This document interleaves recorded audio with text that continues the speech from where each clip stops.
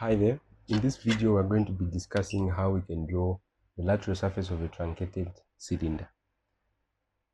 As you can see on screen, we have a question where we have been given a truncated cylinder. It's got a height of 70 millimeters, a radius of 25 millimeters, and the angle at which the truncation is made is 30 degrees from the top.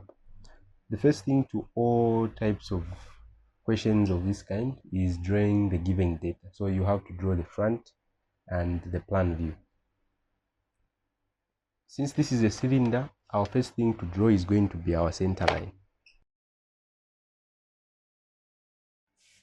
This is my center line. On this line is where I'm going to now draw my plan.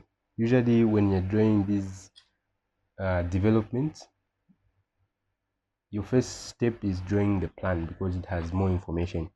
So I'll complete the center line just somewhere here.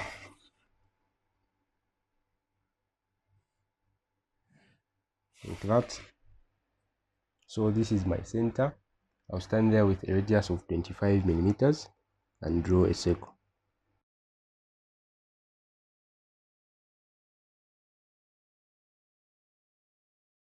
After I've drawn the circle, I'm going to project some lines from this circle going upwards. These are the lines that are going to give me the size of my front. Okay, now since we know it's 70 millimeters height, what we're going to do is somewhere just a little bit above this circle that we drew, we'll draw a baseline. These lines here I'm drawing are supposed to be in construction. The only line that's supposed to be outlined is the circle and the center line, which I'll outline later. So now from this baseline I've drawn, I'm going to draw my front, which is 70 millimeters away from here. So I'll get 70 millimeters and then mark to give me the top of my cylinder. So I've picked my 70 millimeters. I'll mark it like that. This marking here is the one for 70 millimeters. Then I'll draw a horizontal line that's going to go all the way like that. So this top part here is in construction and it's giving me my full cylinder without any cut. Now we're going to measure an angle of 30 degrees from the top. That will give us our cut. How you do that is simple. You just get your 30/60 set square. If you place it like this, let's just get to understand what is going to happen. Since my angle here is 60 degrees, notice that we've got two parallel lines. So if we want a 30 to be there, we need a 30 to also be here. So if I do this angle here is 60 degrees. You can see it's not anywhere close to what we want. So if I want a 30, I make sure I have a 30 degree like that here, meaning I also have a 30 degree at the top. So I'm comfortable when I draw a line like this, I have a 30 degrees line. So after you've drawn all your drawings in construction, the next thing is you outlining these lines.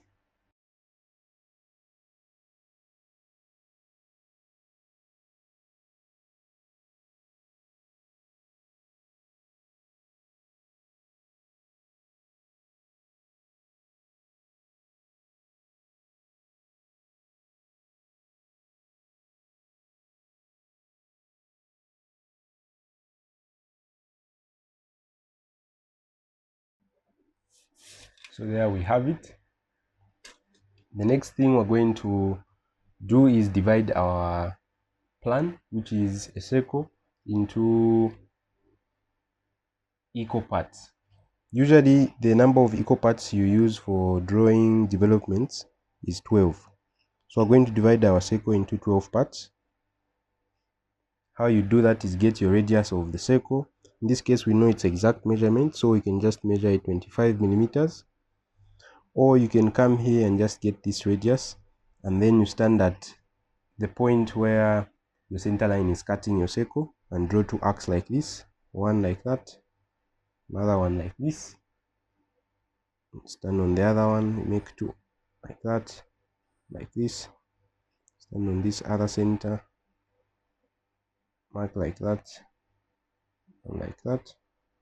Then we also have this last one where we haven't stood, like this and like that. Now these markings that we have are going to give us points that we can use to divide our circle. It's always a good practice for you to label these markings. Since we'll be opening our cylinder from this point here, we can start marking from this point as 0.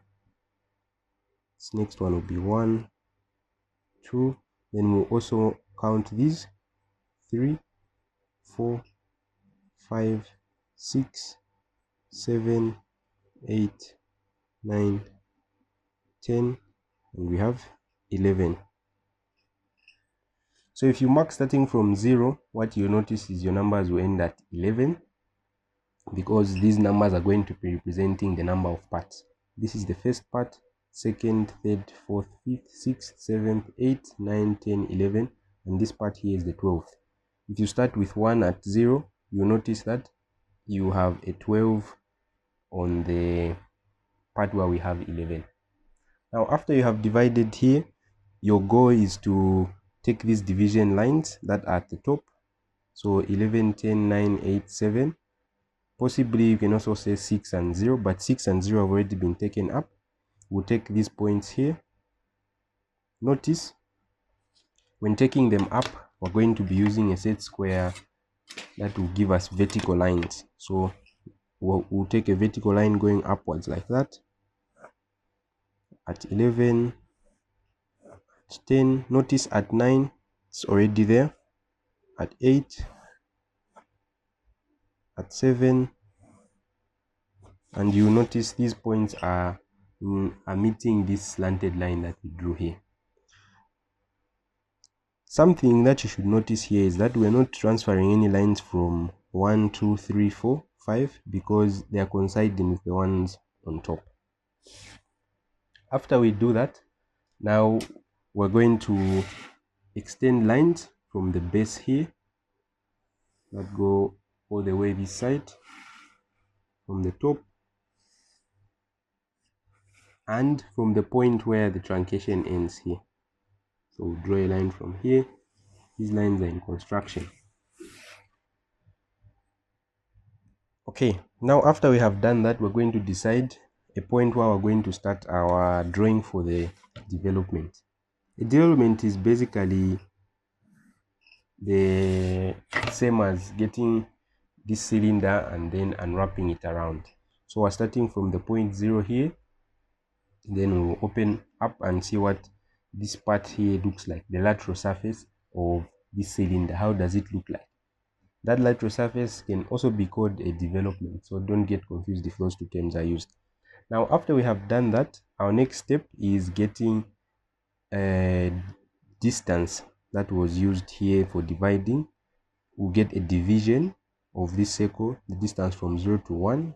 If you want, you can also get from 1 to 2, just the size of one division from your plan. That's the distance we'll get. And then we mark. If this is 0, the next one is going to be 1.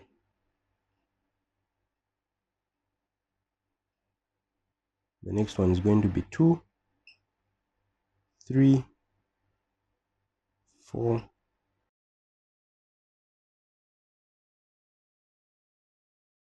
Whenever we make a development, we need to make sure our last point is the same point that we started with.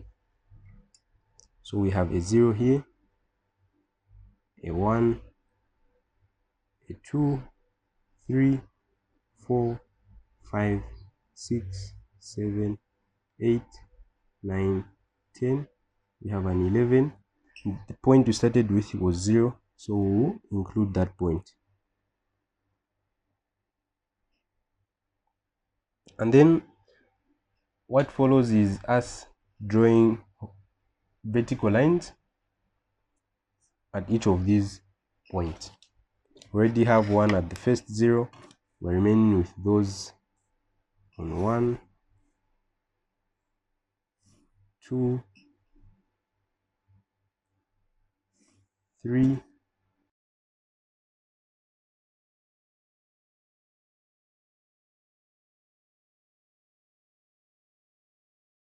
and we end at 0. So from start and back to start. The next thing we're going to do now is draw more horizontal lines. If you can notice, we have points that are intersecting at the top here with our slanted line. We'll go there, draw lines passing through these markings were just from drawing.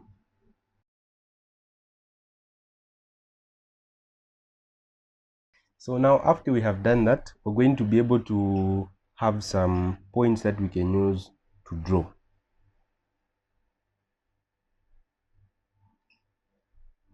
When I come at point 0 here, what I'm going to do is start from my plan, go to 0, and then go up until I move along this line until I reach this slanted line.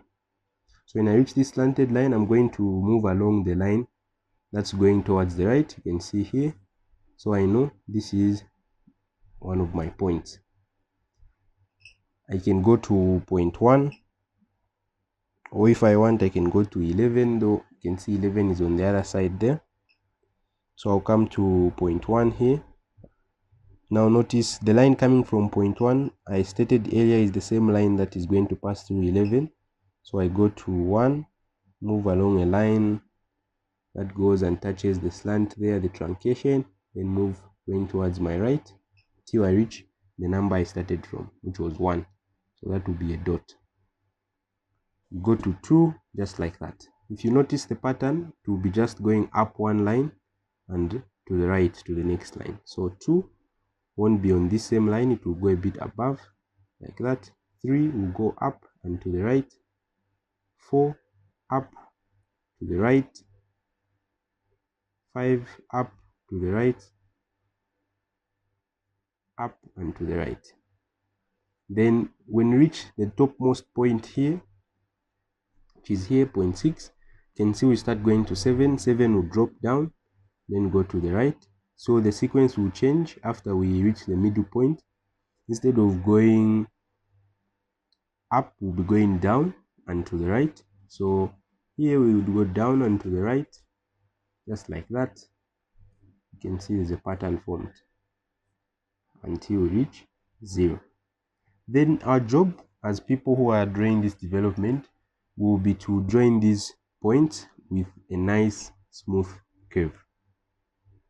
The first curve can always be a faint line, and then you outline after you're comfortable. I think the one I have is okay. Let me outline it.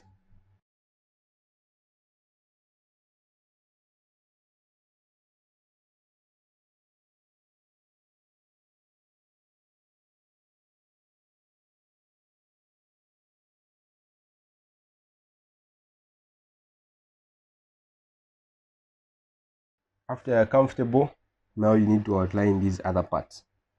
The other parts that needs outlining are these here. This one, this line, and finally this one.